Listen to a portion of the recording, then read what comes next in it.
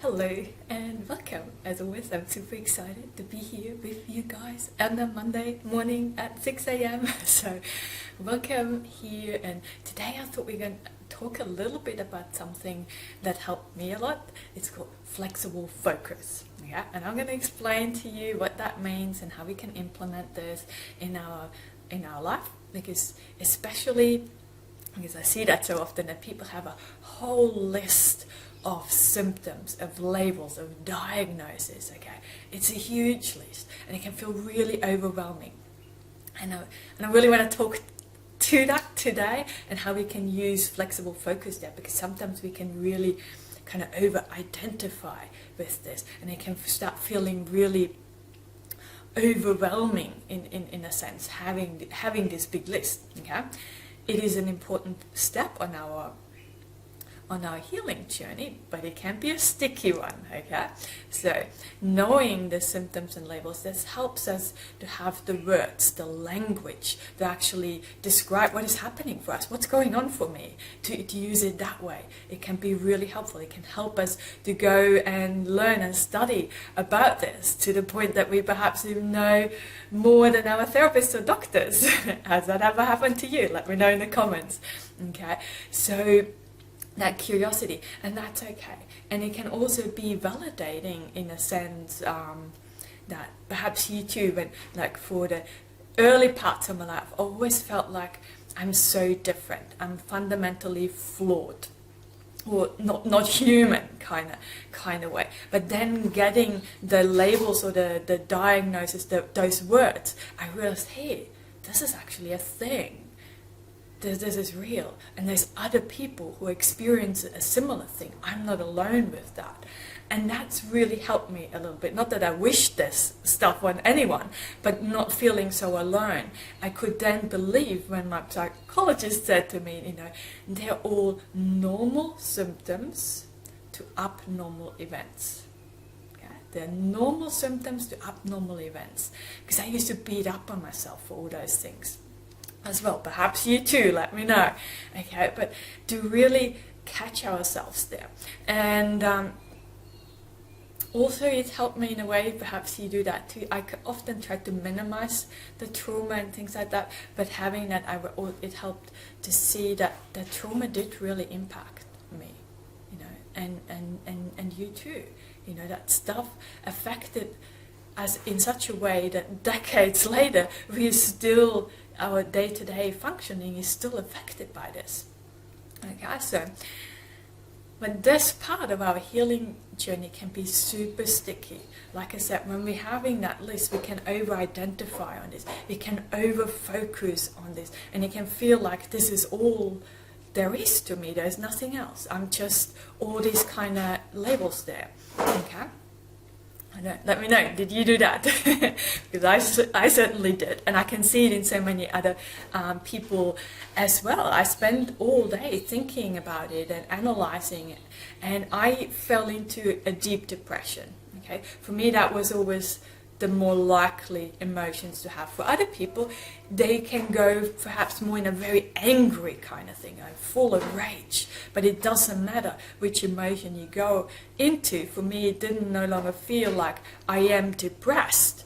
It was so intense that I felt like I am depression. Okay, and I know I've spoken to people who go into this rage. They feel like they are rage. It's so all-consuming of us. So it can be just so intense. So those feelings that we can get stuck on, yeah.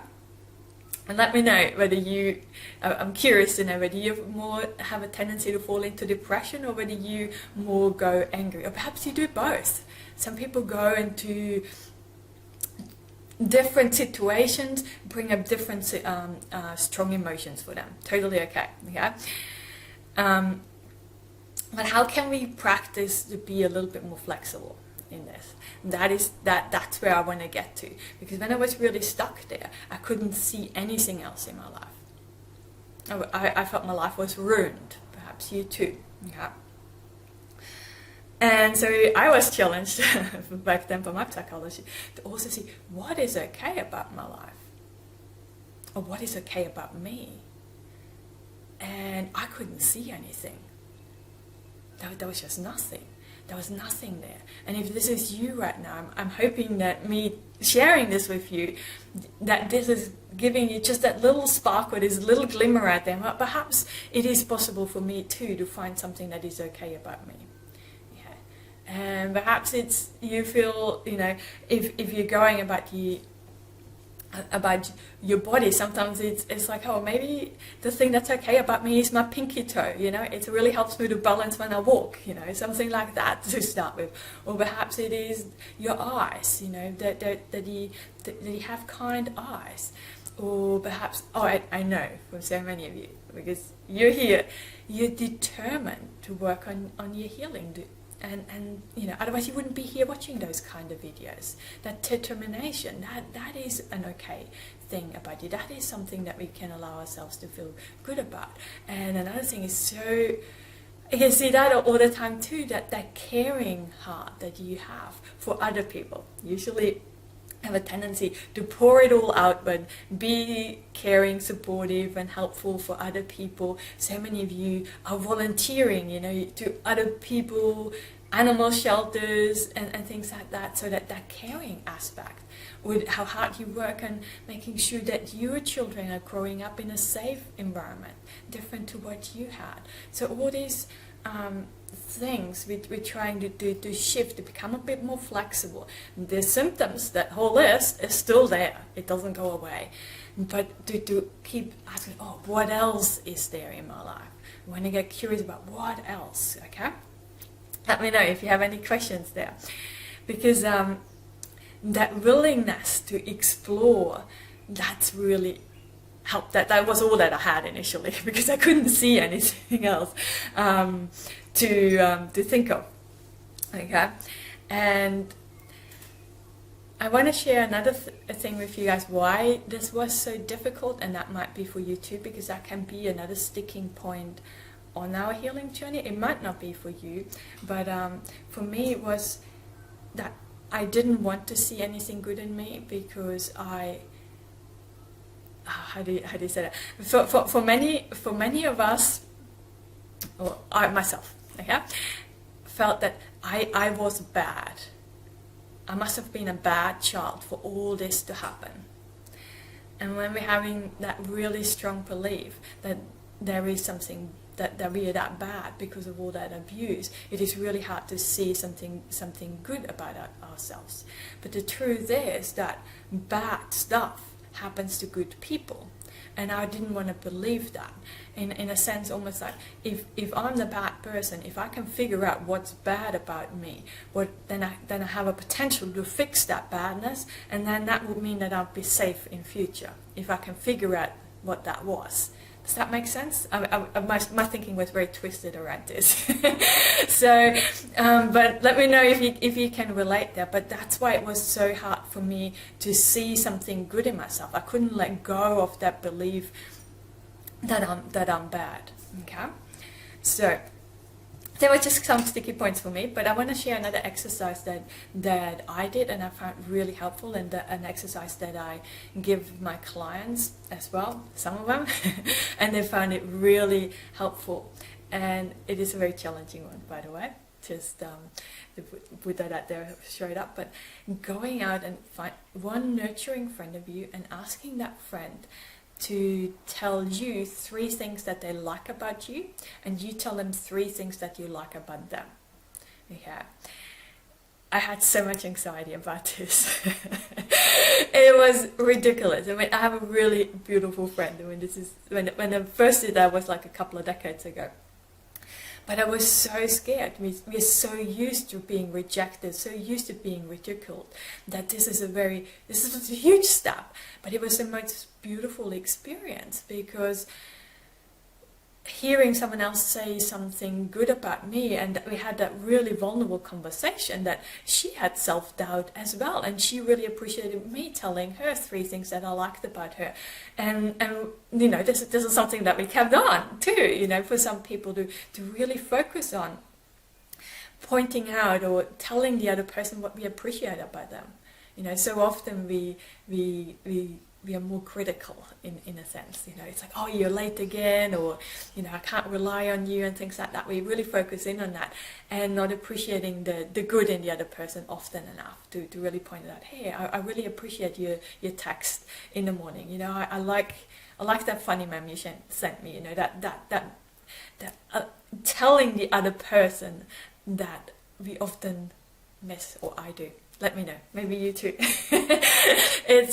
But this has been really a helpful exercise for me to help me shift out. Okay, having a flexible focus doesn't mean that the symptoms goes away. Okay, that still stays. That list stays there.